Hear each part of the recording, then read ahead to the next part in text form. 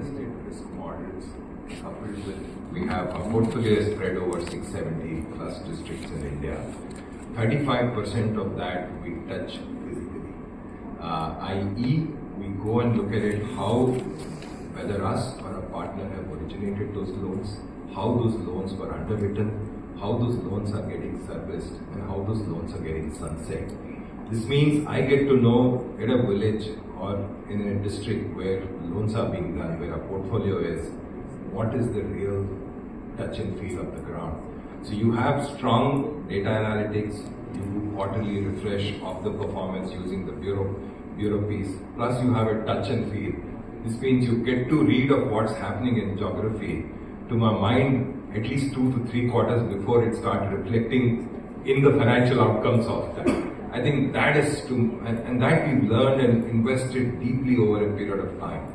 And that's unique to us. Not many people do it. I guess we will be the only unique company who's really looking at it. And actually that comes from our core ethos of how do we ensure that we provide that supply of credit.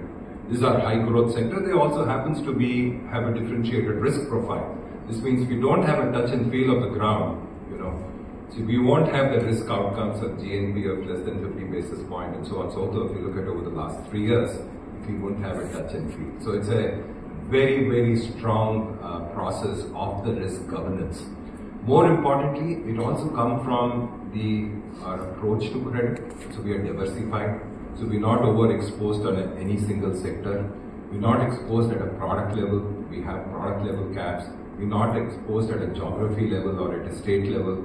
No portfolio of ours across all of them will be more than 3.5% at a district level. So I think that creates then the cap at an obligor level, at a servicer level. So it's a very time-tested model, and over 10.5 years of, if you see the GNPA performance, you will see that we significantly outperform the top quartile players in this space. Actually, 5 of them have closed. All of them have delivered better returns to investors, and that reflects why investors continue to come and invest in us. The way to look at Northern Arc is that you build the sectoral expertise. Now, if I was a conventional player, I would have just lent in that sector. I'm deeply committed and I bring that purpose to play. So I not only lend, but I also find credit solution to my peers, to our originating partners, and provide investment opportunities to banks, to multilaterals, to HNIs to invest in performing credit across these sectors. Then we invest in funds. The funds follows a very thematic and an independent approach. So right now our one open funds which we are deploying is the emerging business fund, which focuses on the new age businesses. Then we launched our own financial services fund, where we are deploying money essentially focused towards these 6 sectors. We are in the process of launching a climate fund, which is already up there. So very sharply focused on what we do. Any timeline? We've already raised partial money, and we will start doing the deployment later half of this year. Yeah. And so I think very sharply focused. We've done some managed funds. So GMO, we're running a $50 million managed fund for them, which is essentially focused. So essentially everything around in it is focused on 8.3, 8.4%. Then you make about 100 basis points through the fee income, which is placement, and the fund management business that creates a very high quality. So your gross spreads goes up to about 9.3, 9.4. You cut the OPEX, cut the credit cost, you make 3% plus return on assets. So very, very powerful business which has a strong flywheel effect to what we do. And how do we bring our knowledge at play and still make a positive impact in the India or the Bharat growth story? I will tell you how over the years to perform better.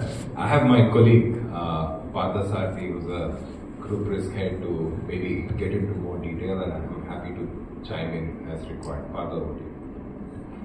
Hi. Yeah, obviously at Northern Arc we have a robust risk management framework, the outcome of which is what you have seen in the numbers. Right? We have a different approach to risk. Right?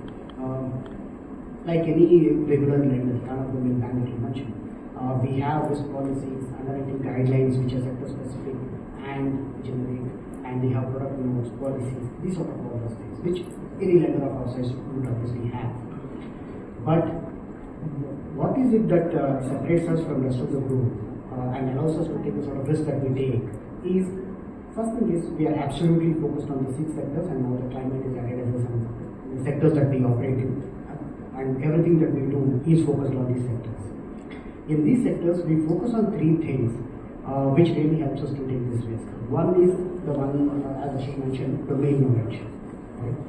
In the 700 plus districts which are there in the country, as of March 24, let's say, we have 671 districts exposure directly or indirectly. Typically, we have 650 plus at any point of time.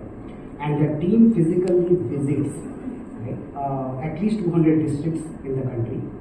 And when I say visits, it's not really at the district headquarter level or at a partners head offices. They actually visit absolute grassroots, and they attend how a business loan is actually originated, right? How a microfinance loan group is actually formed, how it is originated,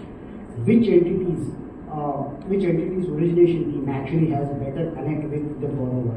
To an extent where if a borrower is likely to default, to whom he is more likely to default or to whom she is less likely to default. That level of ground level knowledge. So the domain knowledge is the first piece. The second piece is again what Ashish mentioned in terms of the data. Over the period of time, we have collected data of 35 million loans, right, which are either sourced through our direct retail or through the sort of securitization pools that we have invested in. For each of these loans, at the time of origination of the loan, what was the demographics or what was the loan parameters of that, and then what was the bureau report of that person, and any other data that you have available. We are not really focused only on the bureau score, but the underlying bureau data, XML data is what we really focus on. And this data covers periods like demonetization, COVID, and then localized events like floods, cyclones, etc., which gives you a view onto if there is a risk event, how much a portfolio is likely to be impacted, and how much time it will take to come back, to what level it will come back, that sort of thing. And the third piece, one is domain knowledge, second is data, and the third piece is financial modeling. We have a retail risk model in NewScore, I mean there are 30 plus models actually. Similarly, we have mechanisms to score partners. We also have, in fact, we do quite a bit of analysis on at various pin code level. In fact, not just looking at the current stress data, but also looking at the overheating